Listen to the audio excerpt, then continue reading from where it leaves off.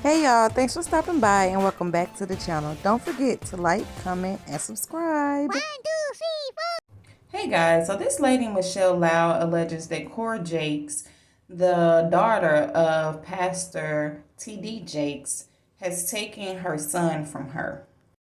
I've watched several of her live videos as well as the interview that she recently did with Tasha K. And today we're going to do a recap of some of the statements that she's made in those videos. Everything that I say today is alleged. Although it came out of her mouth, it is alleged. So according to Michelle, her and Cora grew up as best friends. They were good friends until a few years ago when Michelle wanted her son back and Cora would not return him. Michelle states that she was going through a hard time when she birthed her son, and Cora volunteered to help her out. She told her that, they were friends and that she would always be there for her and that she had her back. However, Michelle states that Cora was plotting the whole time to steal her son from her. For a short time, Michelle and all of her children lived with Cora and her husband. At some point, Michelle and her other 4 children left Cora's home, but Michelle left her son Jason there with Cora. So you say, how is it legal that someone can just steal your child?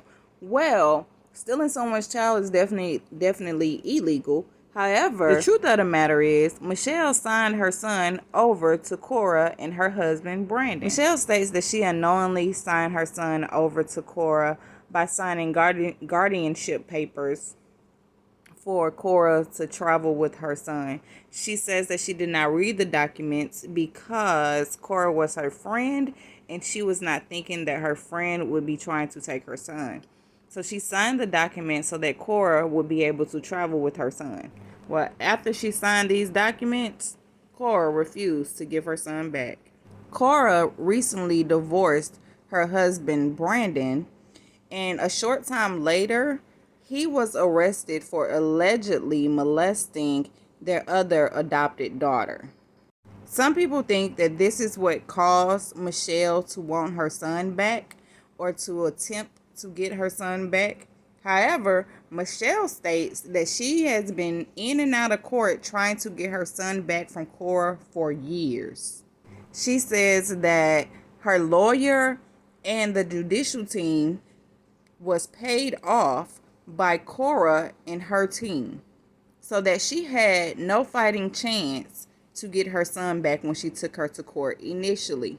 She says that she was bullied by Cora and forced to leave her son with Cora. Along with the guardianship papers, she says that Cora also presented evidence in court of receipts of things that she had purchased for the son dating back to the day that he was born, when Cora was only acting as godmother. But she used this evidence to prove that she had been caring for the child since birth. Cora would not allow her to speak to her son, see her son, or be involved in her son's life at all, although Michelle wants to have a relationship with her son. She says that she has no way to contact them by phone and that Cora up and moved so that Michelle would not know where they were located. Michelle does plan to take this matter back to court where she will represent herself because she doesn't trust a lawyer representing her, with Cora being able to pay off people. Michelle's story is very interesting. Some of it seems factual, and then some of it seems like she may not be telling the whole truth. However, we weren't there, so who knows? It would be nice to hear Cora come out and give a statement about this matter, but until then, we'll all be watching to see what happens next and what takes place in this case. So while that pretty much sums up what Michelle has stated in regards to Cora taking her son allegedly, Michelle spilled a little more tea in regards to Cora's upbringing.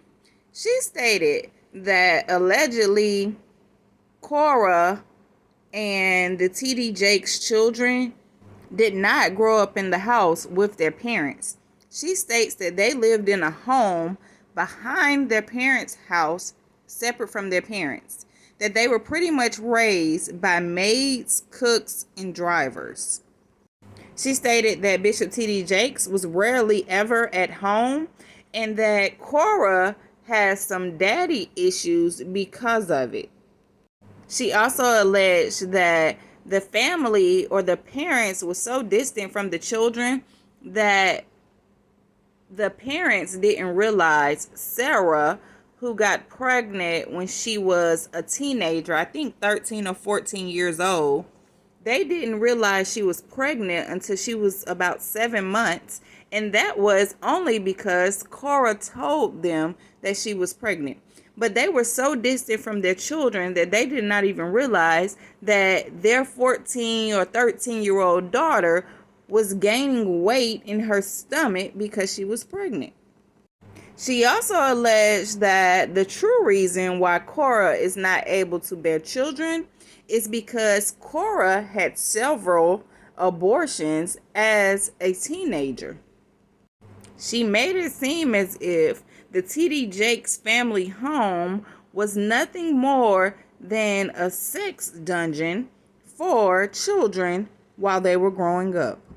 She also alleged that there may be some infidelity in the relationship of T.D. Jakes and Sarita Jakes. She says that she was accused by Sarita Jakes of being a Jezebel and coming on to Bishop Jakes as a child when she was only 16 years old. She says that this all happened over her taking a picture with Bishop Jakes, and Sarita went off on her, accusing her of being a Jezebel. I'm not sure if anyone has posed this question. I have not seen it, so if they have, I missed it. But I wonder if she's concerned as a parent about her son being possibly sexually abused by Cora's ex-husband, Brandon. If what she is alleging is true, then it looks like Cora has taken after her parents and she does not pay much attention to her children either. And that's why her daughter, or her adopted daughter, was able to be sexually abused by her husband, allegedly. I know that there's definitely more to this story.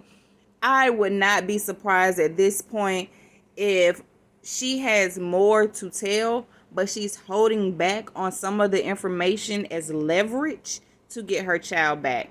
This lady knows a lot about what has taken place inside of T.D. Jakes' home. My prayers go out to this woman and these two families that are involved in this situation. I hope that they find a way to work it out and come to a resolve that's in the best interest of this child. And I want to know what you guys think.